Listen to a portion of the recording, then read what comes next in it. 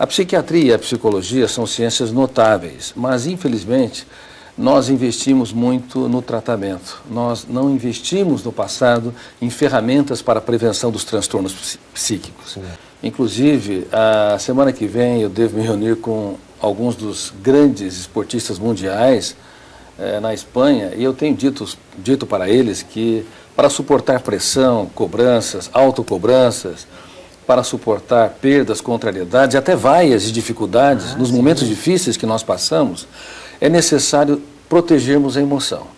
A emoção é o mais delicado território da mente humana, mas é quase que inacreditável que nós fazemos seguro de casa, seguro de vida, seguro de empresa, mas nunca aprendemos a fazer o seguro da emoção. Quais são as ferramentas que nós utilizamos para proteger a emoção? Número 1, aprender a doar-se sem esperar demais a contrapartida do retorno. Sim. Espere o retorno excessivo das pessoas que você se doa, que a sua vida tem grande chance de passar por desertos insuportáveis. Número 2, nunca exigir o que os outros não podem dar. Mais de 90% das correções que pais e professores fazem para com seus filhos e alunos, no exato momento em que eles erram e falham, não contribui para o crescimento deles, porque eles cobram lucidez e coerência no momento que eles estão no foco de tensão. E isso invade a privacidade e traumatiza. É necessário primeiro elogiar, abraçar, acreditar, investir, depois, no segundo momento, apontar o erro. Caso contrário, nós, como eu disse, não contribuímos para a formação da personalidade. Terceira ferramenta, entender que por detrás de uma pessoa que fere há sempre uma pessoa ferida. Ninguém nos machuca se primeiramente não for machucado. E no mundo todo nós estamos assistindo uma sociedade superficial, estamos adoecendo rápido e coletivamente. Nesses 60 países, ou mais de 60 países em que eu sou publicado, tenho procurado alertar através dos meus livros que a humanidade tomou o caminho errado, em especial as sociedades modernas.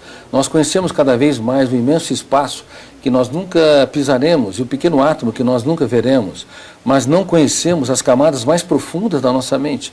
Como proteger a emoção, como gerenciar pensamentos.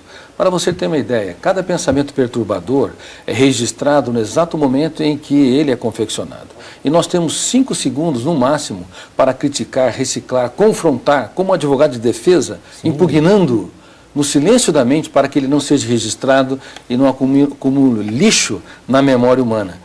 E quase ninguém sabe disso. É por isso que a Academia de Inteligência ela objetiva preparar as pessoas, não apenas aqui, há mais de 20 países interessados em desenvolver a Academia de Inteligência. Enfim, ela objetiva fornecer essas ferramentas para que os alunos possam ter mais possibilidade de ter saúde psíquica nessa sociedade altamente estressante. Não sei se você sabia, 80% dos executivos e dos profissionais que dirigem as empresas, eles são demitidos não por falta de competência técnica, mas por falta de habilidades interpessoais. Não tem flexibilidade, generosidade, não sabem trabalhar em equipe, não sabem reconhecer erros e corrigir rotas, enfim, não sabem libertar o seu imaginário para desenvolver criatividade. E tudo isso bloqueia o psiquismo deles. 80% dos jovens no mundo todo estão desenvolvendo sintomas de timidez e insegurança. Isso é gravíssimo. 50% das pessoas, cedo ou tarde, Luiz Cláudio, terá uma experiência mais traumática que se cristalizará como um transtorno psíquico. Seja como pânico, obsessão, depressão, estresse pós-traumático e assim por diante. Ou anorexia nervosa e bulimia. Infelizmente, as sociedades modernas, que deveriam viver no apogeu da saúde psíquica, no século XXI, está experimentando uma desertificação do prazer de viver, da interiorização, da saúde emocional. E associada a isso, quero mostrar uma das grandes causas que tem nos preocupado demais. Recentemente eu cheguei da Romênia e da Sérvia, onde dei conferências e publiquei livros. E lá eu percebi os mesmos fenômenos que estão acontecendo no Brasil, na Europa Ocidental, nas Américas e também na China. Um fenômeno mundial. Um fenômeno mundial, chamado síndrome do pensamento acelerado. Pensar é bom, pensar com consciência crítica é ótimo, mas pensar demais é uma grande bomba para a saúde psíquica, para a qualidade de vida, para os níveis de tolerância, generosidade e resiliência. No passado, o número de informações dobrava-se a cada 2 ou 3 séculos. Hoje, dobra-se a cada 1 ano. E todo esse corpo de informação é registrado pelo fenômeno RAM, registro automático da memória, no centro do córtex cerebral, na memória de uso contínuo, e levando a uma hiperconstrução de pensamentos numa velocidade nunca antes vista. Para você ter uma ideia, uma criança de 7 anos de idade, ela tem mais informações hoje do que o imperador romano tinha quando dominava o mundo no auge de Roma. São informações empilhadas, não organizadas e que não produz um pensamento abstrato, raciocínio complexo, não produz a capacidade de interiorização, observação, tolerância, como eu disse, a capacidade de trabalhar perdas e frustrações. O excesso de pensamento, ele bloqueia as experiências mais notáveis da psique. Gera fadiga excessiva, eu creio que muitos telespectadores estão experimentando isso, acordam cansados, mente agitada, sofrimento por antecipação, irritabilidade, intolerância a pequenas contrariedades, déficit de concentração, esquecimento e uma série de outros sintomas. Crianças, adolescentes e adultos no mundo todo têm sido vítimas da síndrome do pensamento acelerado, que eu tive o privilégio de descobrir e a infelicidade de saber que grande parte, como eu disse, da população mundial é afetada por ela. Eu dei palestra para a Polícia Federal e Polícia Internacional recentemente, e também havia um corpo de magistrados e pessoas do Ministério Público, e também fiz uma enquete sobre os níveis dos sintomas psíquicos e psicossomáticos. Grande parte deles, quase todos, estão apresentando 4 ou 5 sintomas. Também entre os da Receita Federal, costumo brincar, as pessoas que são temidas, mas deveriam ser mais amadas. Sim, é verdade. Eu tenho muito respeito por eles. Também estão apresentando um quadro muito rico de sintomas psíquicos e psicossomáticos. O senhor fez alguma pesquisa envolvendo jornalistas, que com toda certeza devemos estar também nesse meio? Você sabe que os jornalistas, que por terem um trabalho intelectual intenso, eles também bombardeiam o cérebro com uma série de construções intelectuais, imagens mentais, ideias que geram um desgaste para 2, 3 ou 10 braçais. Então, tem de tomar cuidado, Luiz Cláudio. Eu tenho falado para vários jornalistas aqui e nos vários países em que dou entrevista. Quem quiser ter saúde psíquica tem de ter um caso de amor consigo mesmo.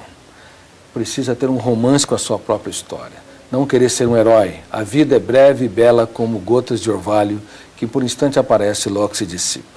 Por ser tão breve, deveríamos vivê-la de maneira altruísta, solidária e altaneira. Deveríamos contemplar o belo, fazer das pequenas coisas um espetáculo aos olhos. Deveríamos falar das nossas lágrimas para que os nossos filhos aprendam a chorar as deles. Professores deveriam falar dos seus fracassos para que os seus alunos entendam que ninguém é digno do pódio, senão utilizá-los para alcançá-lo. E deveríamos entender que é possível escrever os capítulos mais importantes da nossa história nos momentos mais difíceis da nossa vida. E, acima de tudo, deveríamos ser autores da nossa própria história. Mas, tocando naquele assunto, eu não escrevo para fazer sucesso. Como eu disse, eu sou apenas um pequeno semeador de ideias que tenta contribuir para que a sociedade, não apenas a brasileira, possa perceber que a vida é um espetáculo único e imperdível, que nós devemos respeitar as diferenças, que devemos pensar como espécie, devemos pensar não como palestinos, judeus, europeus, asiáticos, americanos, devemos pensar como humanidade. A angústia represada por detrás da agressividade. O meu desejo é estimular as pessoas a fazer a mais importante viagem que um ser humano deve empreender nesta bela trajetória existencial, uma viagem para dentro de si mesmo. Mas é interessante, como eu digo no livro Vendedor de Sonhos, O Futuro da Humanidade, e também vou comentar na minha próxima obra sobre as atrocidades do nazismo, o Holocausto, Nunca Mais, o Colecionador de Lágrimas. Eu comento que todos nós deveríamos buscar o mais importante dos endereços, o endereço dentro de nós mesmos. Mas, Luiz Cláudio, as pessoas passam 10, 20, 30, 40, 60 anos, 70 anos e nunca encontraram esse endereço. A vida não é um caminho sem acidentes, nem um céu sem tempestades. Cedo ou tarde, nós somos abarcados por experiências traumáticas imprevisíveis, se não por sua causa, porque pessoas ou circunstâncias te colocaram, como um acidente de carro, por exemplo, um câncer, uma doença física. E nós, quando desenvolvemos essas cálidas experiências angustiantes, devemos aprender, em primeiro lugar, a comprar sonhos. Sonho de que vale a pena viver a vida, mesmo quando o mundo desaba sobre nós. Sonho de que vale a pena recomeçar tudo de novo, mesmo quando passamos pela história mais cálida do vexame, da humilhação e das dificuldades. Sonhos de que vale a pena investir nos outros, filhos, alunos, amigos, mesmo quando eles nos decepcionam. Sonho de que é possível transformar perdas em ganhos, crises em aprendizados e o caos na mais incrível experiência de criatividade. Então o vendedor de sonhos, ele sai sem direção em busca de encontrar. Apresentamos esta exclusiva coletânea de músicas com lindos textos de Chico Xavier. A gente pode morar numa casa, mas Emmanuel, onde te encontres na vida. André Luiz, Todas as coisas na terra paz. Nivaldo Franco, Eu queria ser a chuva. Madre Teresa de Calcutá, Muitas vezes as pessoas são egocêntricas, insensatas e sem lógica. e tantos outros. Bom ter um motor. Interpretado por Valda Cedícias, já disponível para venda. Você vai receber na sua casa pelos correios e o frete é grátis para todo o Brasil. Nos contate através do WhatsApp 81-99938-6463. Encontrar um tesouro escondido nos escombros das pessoas que sofrem. E como ele também passou por uma depressão, por um acidente, perdeu seus filhos, perdeu status, poder, perdeu tudo, mas não perdeu sua fé na vida. Ele acaba transformando essa experiência numa história de crescimento. Ele acaba encontrando um endereço dentro de si mesmo. E ele leva os transeuntes, as pessoas que estão nos shoppings, nas ruas, nas escadarias, dos anfiteatros, a perceber que eles devem ser viajantes em busca do mais importante endereço, o endereço dentro de si mesmo. Sim. Nessa mesma tônica, o futuro da humanidade, Falcão e Marco Polo, estão encontrando esse endereço, superando depressão. Claro que um livro não leva à superação de depressão, mas pelo menos procurando tratamento psiquiátrico, psicológico, desenvolvendo a arte da dúvida, superando a autopunição e a autocobrança. A cobrança que uma pessoa faz para si mesma, se ela for excessiva e faz para com os outros, ela gera um ambiente carrasco, autodestrutor. Uma pessoa que cobra demais de si, dos outros, está apto para trabalhar numa financeira, mas não para desenvolver uma bela história de amor, inclusive o mais belo romance. Toda ação, seja uma ofensa, crítica, perda ou rejeição, é registrada automática e involuntariamente no córtex cerebral, produzindo uma janela killer. E essa janela killer, ou traumática, ela tem alto volume de tensão e quando nós entramos nela, ela pode bloquear milhares de outras janelas, impedindo o eu de ter acesso a essas informações para dar respostas inteligentes nas situações estressantes. É por isso que nos primeiros 30 segundos de tensão, cometemos os maiores erros da nossa vida. O senso comum, ele diz que nós devemos parar antes de reagir. Mas na prática, nós não conseguimos ter um gerenciamento do estresse a tal ponto que conseguimos dar respostas inteligentes nos cálidos momentos de tensão. O que nós preconizamos? Não é contar até 10 ou contar até 30, é ter um silêncio proativo.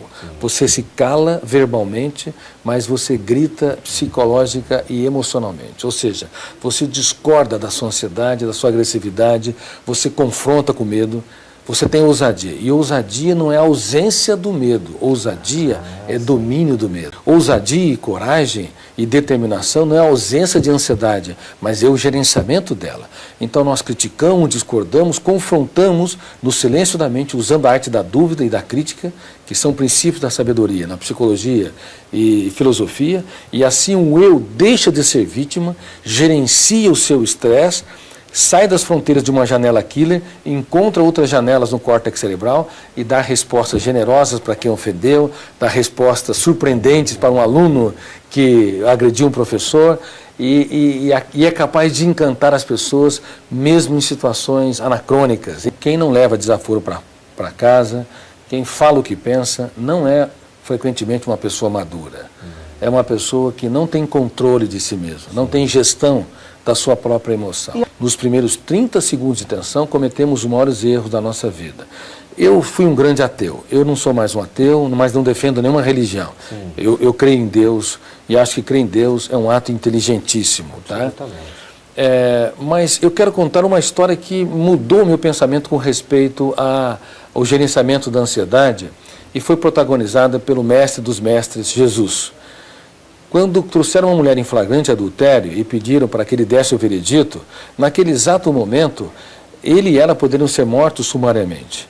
E eu pergunto às vezes, que resposta ele deu? Muitos sabem que ele falou, quem não tem erros e falhas, atire a primeira pedra. Mas, na verdade, essa foi a segunda resposta.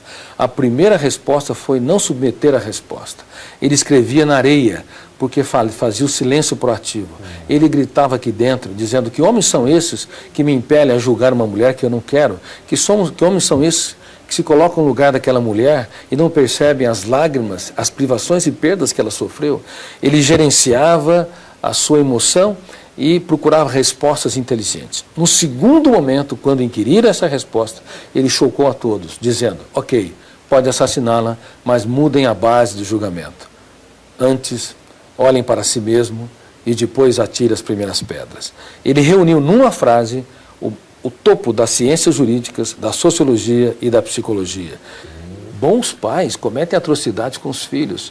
Naqueles momentos tensos, eles comparam um filho com outro, comparam um filho com outro jovem, dizem que eles não têm valor, que nunca vão virar na vida. Eles condenam em poucas palavras, gerando uma janela killer que sequestra, encarcera o eu e muitas vezes produz uma trajetória autodestrutiva. Também professores e executivos incorrem nesse mesmo erro. Por isso, na Academia de Inteligência, não apenas estamos ajudando crianças e adolescentes a desenvolver um eu como autor da história, um eu altruísta, solidário, que desenvolve as funções nobres da inteligência, mas também pais e professores que possam entender que o objetivo máximo deles é formar pensadores e não repetidores de ideias, pessoas autônomas que tenham mentes livres, mentes brilhantes, para que possam, como eu disse, escrever os capítulos mais importantes das suas vidas nos momentos mais cálidos e difíceis da sua história.